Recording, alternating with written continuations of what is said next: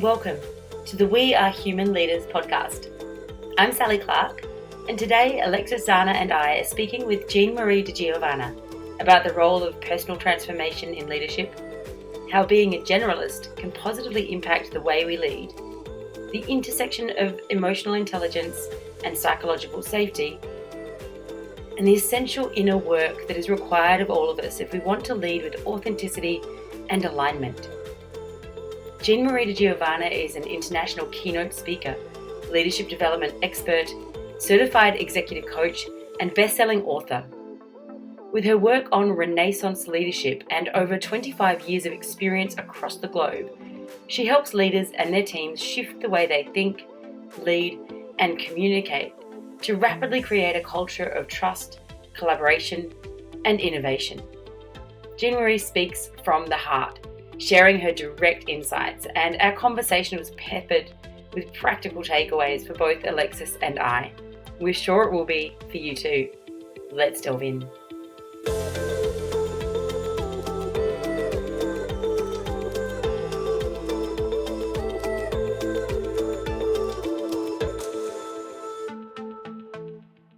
Welcome, Jean Marie, to the We Are Human Leaders podcast. It's an absolute delight to have you here with us today.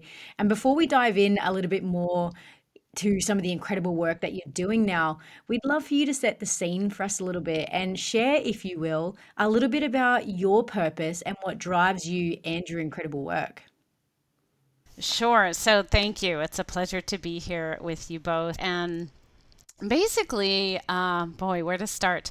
So I actually, I shared this piece of my journey because I actually studied computer science. So when you think of, the people's past, it has nothing to do with the leadership development work that I do today. However, it has shaped and formed everything up until this point. And so kind of in a nutshell with my journey is I started out in high tech and I kind of moved up that corporate ladder and, got to be a senior technical architect. And that was sort of like the highest position at this firm I was at. That was an incredible IT consulting firm that I was able to become one of the founding partners when we started with 90 people in Cambridge, Massachusetts. And then 9 years later, we became over 4,000 worldwide. And so when you think of that growth and the opportunity that I had there, I pretty much moved about 3 years in, realized, the tech is good, but I was missing working with people. I really started to realize that my passion is working with the people side. And so I had an opportunity to run one of the service lines that required delivering training to the teams, creating methodology, working with clients and presenting the methodology to clients. And then it was kind of like a dream job. It was combining my desire for process work, for training and helping people see things differently, and for getting experience in presenting and facilitating teams. So through the work I did there, I then moved into a lot of culture because we were growing so rapidly.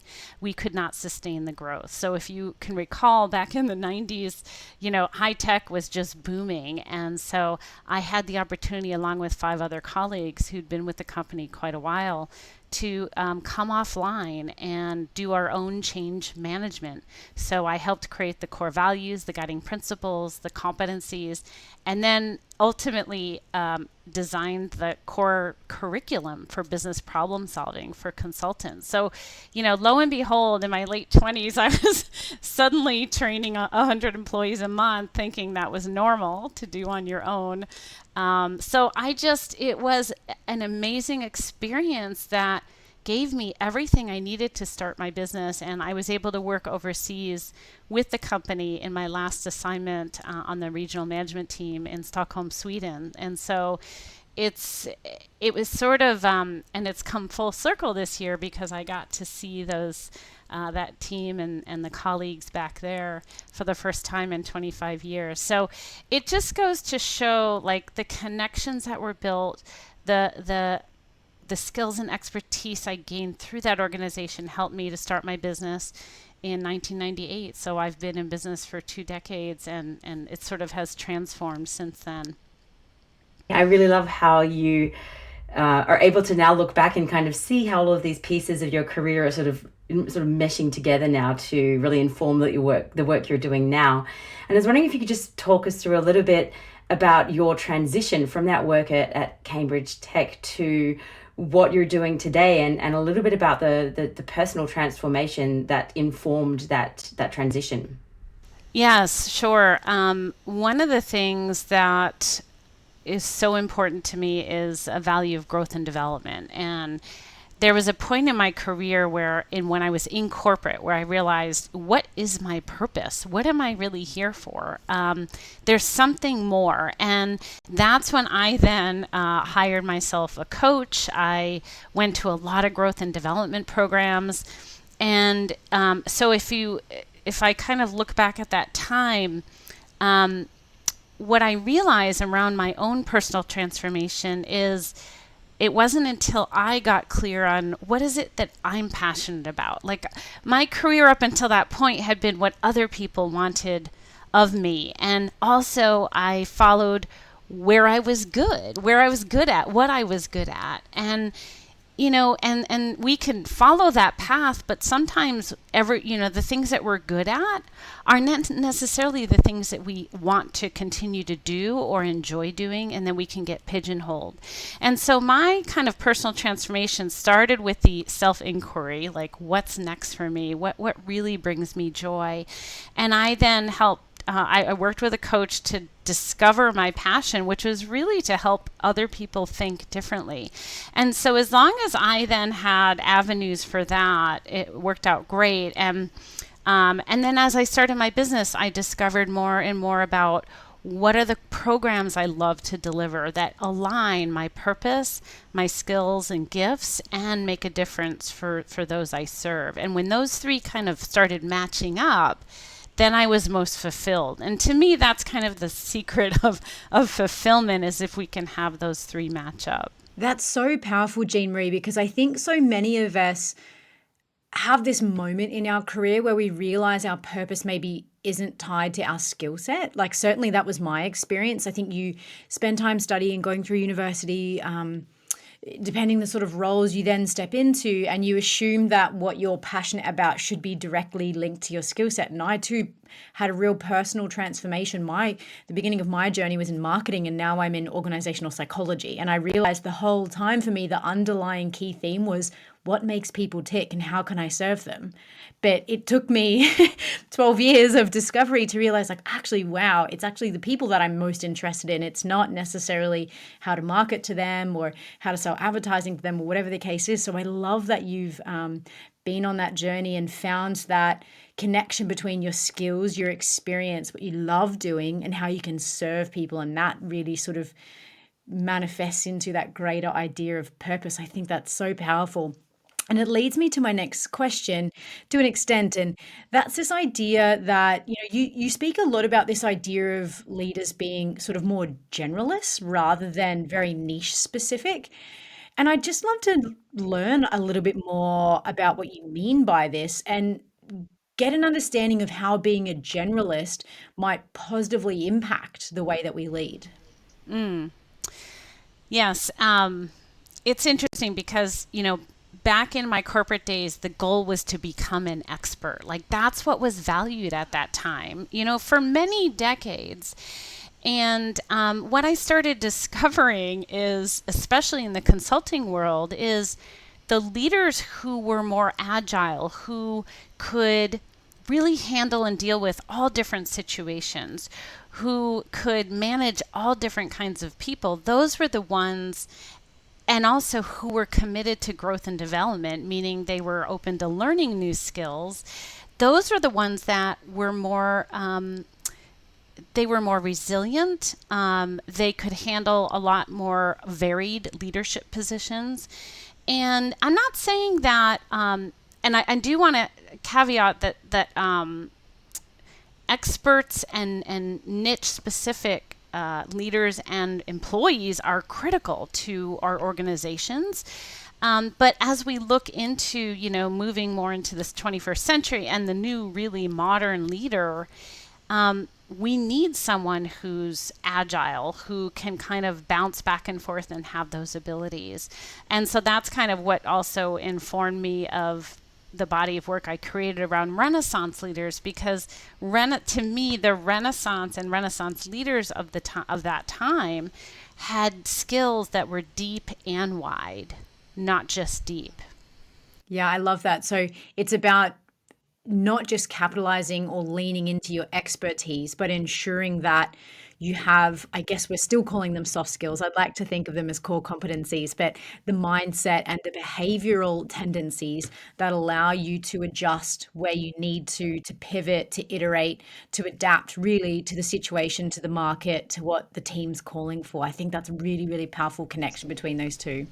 Yeah, and if I could add one thing is, it's funny because when you mention soft skills, what really comes to mind too, when I really think of the bigger picture, is emotional intelligence. And what I can say is, of the 20-something years I have been now focusing on leaders and leadership development, I've kind of come down to two specific skills that are critical, and then everything else can build upon them. And one is emotional intelligence, and one is psychological safety. And if we have both of those two things, in my mind, honestly, anything and everything is possible. I would agree. And what are your thoughts? Do you feel EQ is a precursor to psychological safety? I have the feeling that it is. Yes, I would say so. Because without, and I think of, EQ includes several different areas, but one of the most critical is self-awareness. And without self-awareness, their transformation, change cannot happen. It's just not possible. I think that's exactly why the self-leadership or self-awareness component is such an important part of our work, and certainly a part of my own journey. I think it really, we have this idea of leadership as this very sort of external concept where we're leading others. And but I think what you're speaking to also with that sense of agility that people have, that you naturally, to be agile and to be able to respond in the present moment to situations as they arise, requires that self-awareness. We have to be very self-aware of our own responses, triggers, reactions, the way that we might tend to respond to different situations. So I think that's such a key sort of component of it. And it also sort of makes me think of something that you've also touched on in your work, which is about focusing on the being in the human. So, you've got this extensive body of work in people and culture. I'd just love to understand a little bit more about what you mean by focusing on that being component of our humanity. Sure. So kind of going back to that time of, the era where productivity was so key, and we valued people for what they did and the accomplishments and the results and profits, and we still do, and it's critical to do that. But what the gift of the pandemic in a way has been that leaders and organizations are now needing to wake up to the fact that we are hiring human beings. We're not hiring human doings. And if we continue to put profit before people, we lose our people. And we see that clearly in the Great Resignation, or whatever term people want to use. Employees, we as human beings, are no longer tolerating the kind of leaders who, look at people as cogs in a wheel to, increase the stock. And the irony of it all, when I think about it, is that when we simply treat people as human beings and honor that the humanity that we are, everything will be taken. We'll create profit. We'll create need. We'll be successful. And so one of the things that I teach in my programs is, when you want to get clear on what results you want to produce, great, get clear on that. And then the next question I always ask is, who would you need to be to achieve those results? Because if you simply just focused on practicing that being, the results actually show up. it's like magic, but it's really pretty logical, actually. So and the other piece I would add is I feel like we are moving into an age of, we're in a rebirth of humanity, really, and that's why I love, I developed this body of work on Renaissance leadership 5 years ago, but it's funny because now it's almost becoming a lot more heard and seen because the Renaissance was a rebirth of humanity, and we are kind of moving into our next Renaissance in a way. Yeah, you're so right. And I think, obviously there's been a big catalyst in the last few years of this quick and very swift shift.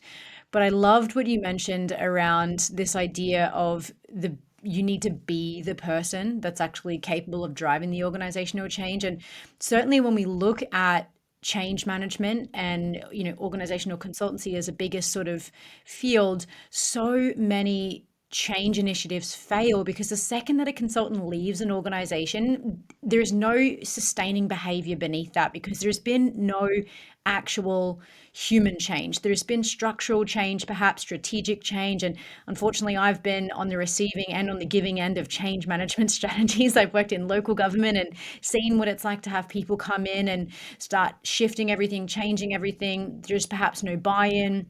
Leaders don't actually overhaul who they are to be the person they need to be to sustain that.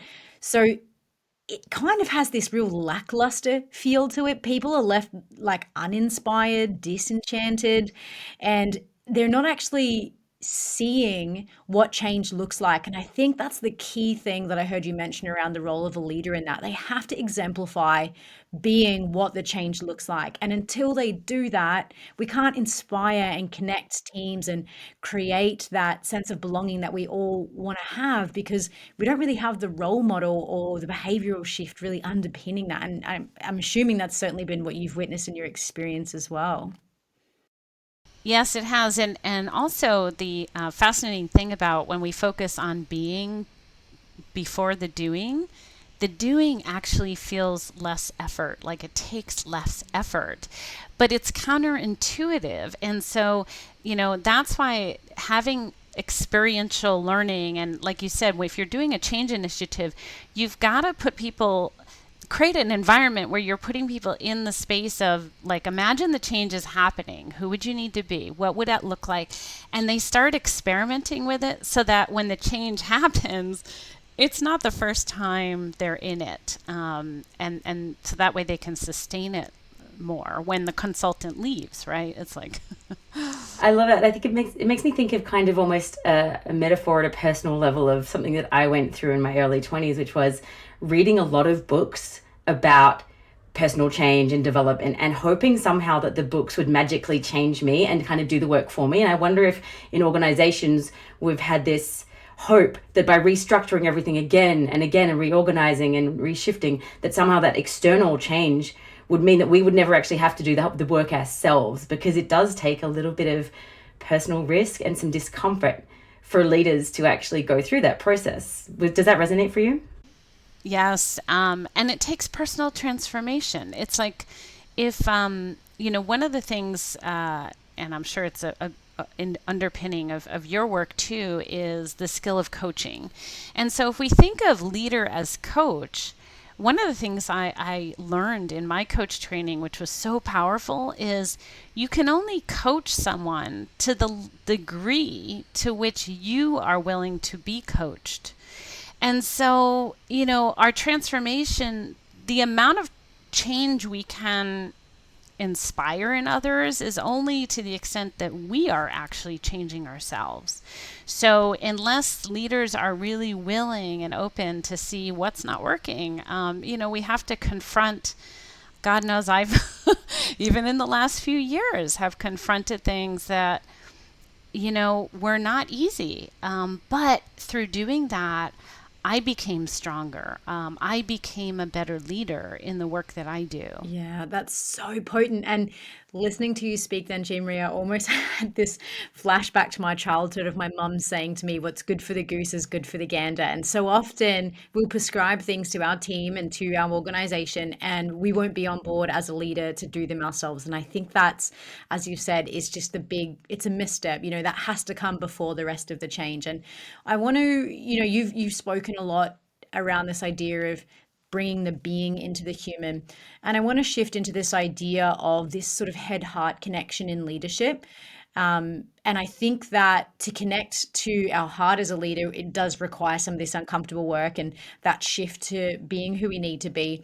But I'd love for you to share with us, do you have any practical ways or tips where a leader might be able to start on this journey to shifting to being who they need to be to lead in that way? Sure. So I would definitely say that one question I mentioned earlier is the first step and often when I bring this question into my programs, people will think of an individual, like a person. I will say, who would you need to be? And they'll go, well, I don't know. Let me think. I might need to be, so-and-so. And I'm like, no, that's actually what I mean is the way of being. So I might need to be more patient or more giving or more determined, persistent, open, right? And so so that's kind of the first step to move from head to heart is, let's say, I need to mobilize my team to achieve a specific result. And when I ask that question to myself, who would I need to be? One of the answers might be, I need to be open. I need to be or open-minded, because people are going to make mistakes. They're going to go through their change process. And so the first step is that. And then the question is, how can I get more curious and tap into people's emotions and also how they're feeling? Bringing the genuine back into connection, right? Because when we're in our head too much, we're basically analyzing, we're judging, and we're making decisions. And some of those are good and some are bad, depending on, the end result. But if we're in our heart, the question I would ask then is, what does my heart know? What does my heart want to say in this moment? And so there are definitely questions that can move us from our head to our heart to help us stay there. But like you said, it takes that emotional intelligence to recognize, whoa, I am way in my head right now. How can I bring my energy back down to my heart and genuinely connect? Now, I want to draw together, and I'm really curious if this is actually sort of true. So it's a little bit of a theory that I'm hearing as well. And I know you're sitting in an art studio right now. You are an author, a speaker, and a leader in the field of people and culture, but also an artist and many other things. And you were speaking earlier about this concept of being a generalist and about leaders being more than just this kind of limited subset of skills, that we can have these different aspects of our personality which actually don't detract from our capacity to lead, but actually inform it.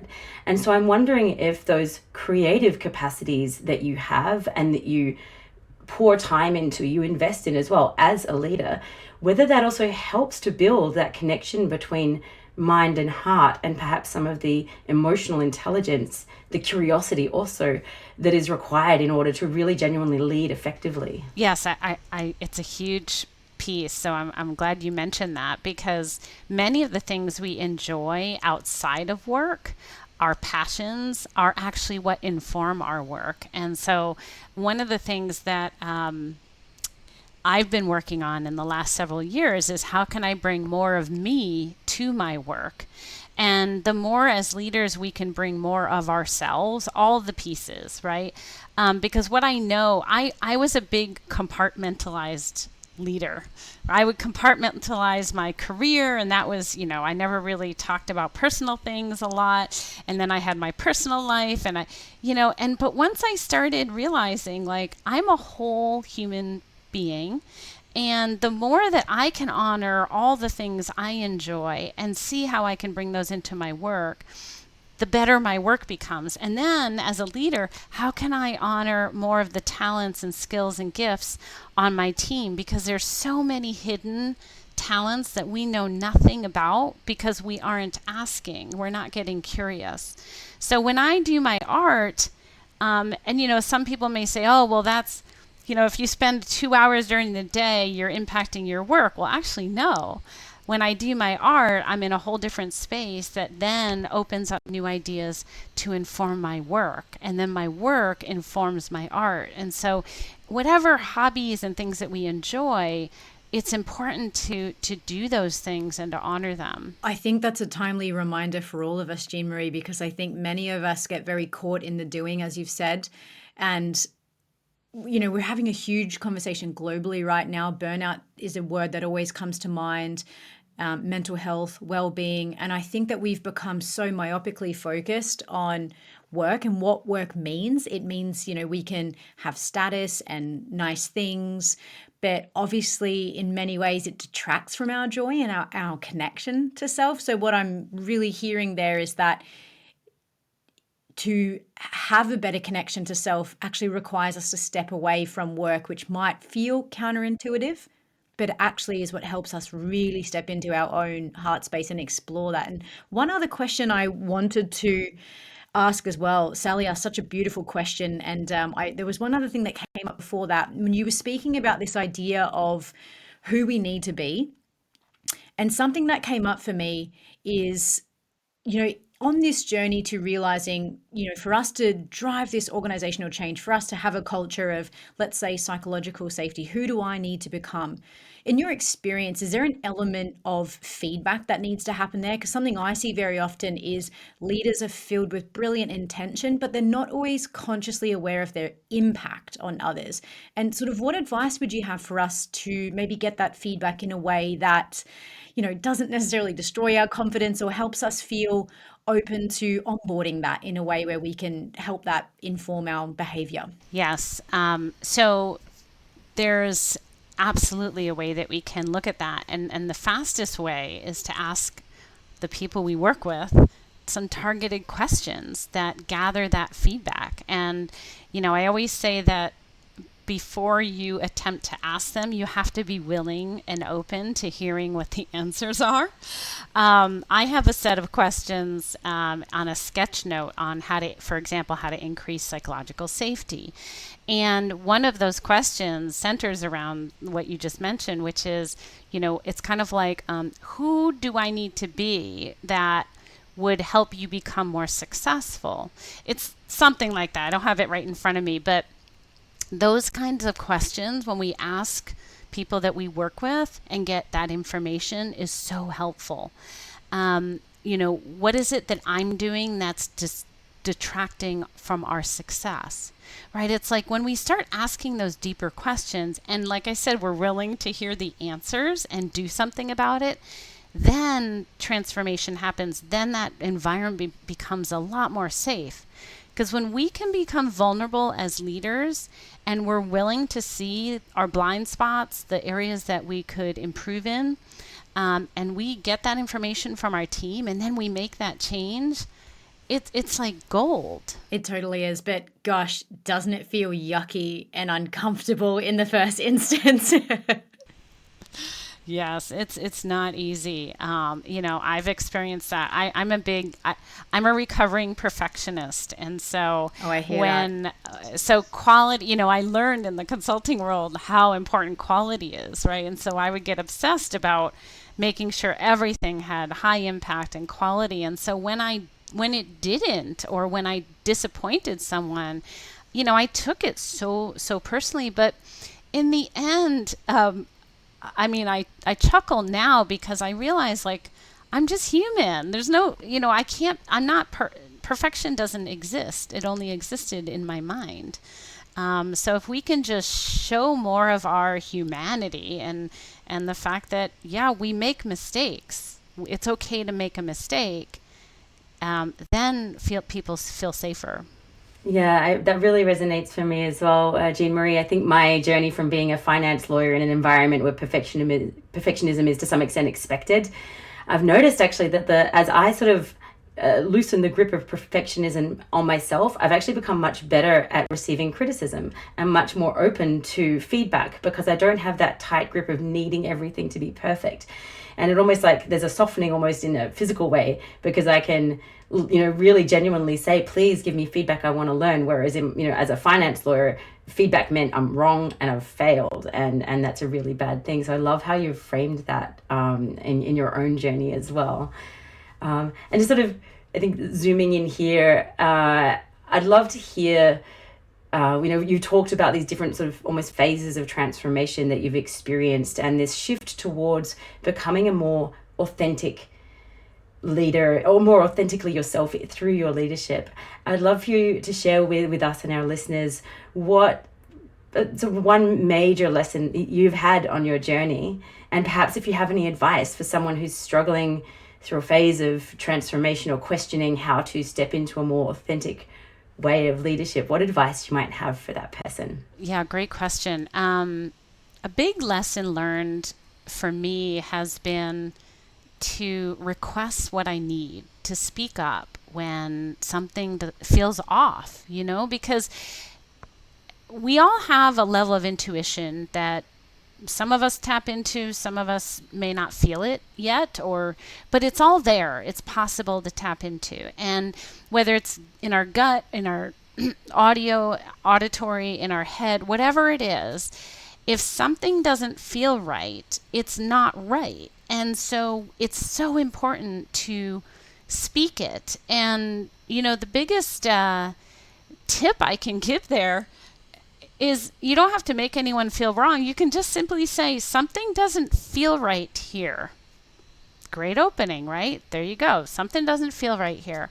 And then you open the dialogue. And to kind of answer your question about, if we're struggling, I actually just read the book Radical Acceptance, and it's a beautiful book. And one of the things I've been practicing around that is again, the recovering perfectionist doesn't like to see and even experience the emotion of failure or something's not right. I have found that the more I can just say, I'm feeling angry, or I'm frustrated, or I'm whatever that emotion is, allow and accept it to be there in the moment, and to actually just get curious about it without judgment. And even I often ask myself the questions like, what is this about? And then, what is this really about?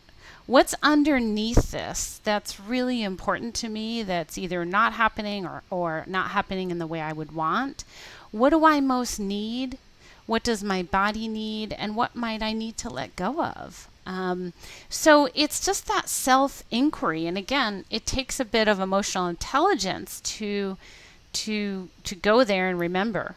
But when we're struggling, I think the most powerful thing we can do is honor the struggle, recognize it, acknowledge it, and then kind of dive in and explore it a little bit without judgment. I think you're really speaking to something that resonates so much for us at Human Leaders, as well as this concept of sort of almost taking radical responsibility for meeting our own needs to the extent that we can, really zooming in, and that self-inquiry about what are my needs and how can I meet those right now, rather than getting into the blame game or externalizing and pushing it out there. And that also, I think, inherently creates, a sense of empowerment. It empowers us because we either can then take steps to look after ourselves, take steps to maybe take a moment, take a breather, whatever it is, to step into our own power and to connect with the moment and connect with ourselves. And I have to say, I believe Radical Acceptance is Tara Brach, and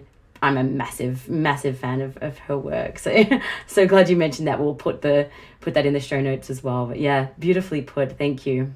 Absolutely. And I just really want to acknowledge how much I appreciate, I guess, the acknowledgement that leaders are human beings first. That's really what I got from that, Jean Marie, and I really appreciate that, because I think so often when we step into leadership roles, we assume there's this level of expectation on our expertise, on our knowledge, but also on who and how we should behave. And I personally know in my very first leadership role, I sort of morphed into this version of myself who I thought I needed to be that role. And there are so many moments where I was like, oh, this doesn't feel right. This feels wrong even, or this isn't really how I would authentically do this, but I just didn't have the emotional intelligence or frankly the audacity to stop and say, actually, this isn't okay for me. So I just want to say thank you for giving leaders permission to actually acknowledge their humanness in that moment. I think that's so, so, so critical that we remember that we're people and human beings first. And that's actually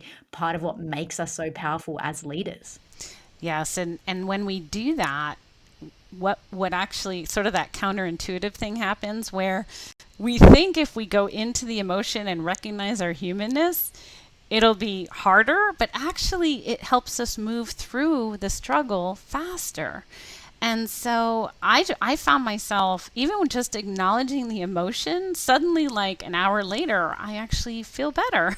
So, it's our bodies and our humanity. There's so much wisdom there if we just keep listening and honor it. I think those are just such beautiful words for us to end with, Jean Marie. I think that's, really honoring that the vulnerability and how that is, maybe in the moment, that little bit of discomfort, but then there's this release and this sense of, safety, I'm being my whole self. And that's what matters most as a human and as a leader. So thank you so much for joining us today on We Are Human Leaders. It's been a delight to speak with you. You're very welcome. It's been a pleasure. Thank you. Thank you for joining us in this powerful conversation with Jean Marie DiGiovanna. For me, the insight about speaking up when something feels off really hit home deep.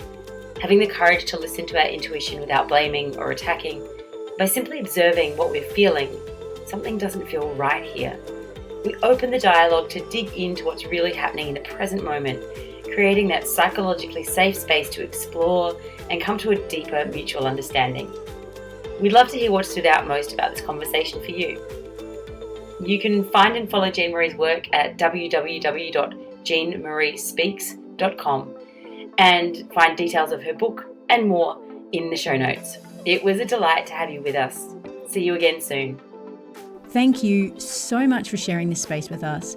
If you're ready to join us and be part of the Human Leaders community, find us at www.wearehumanleaders.com. Thanks for being on the journey with us, and we'll see you next time.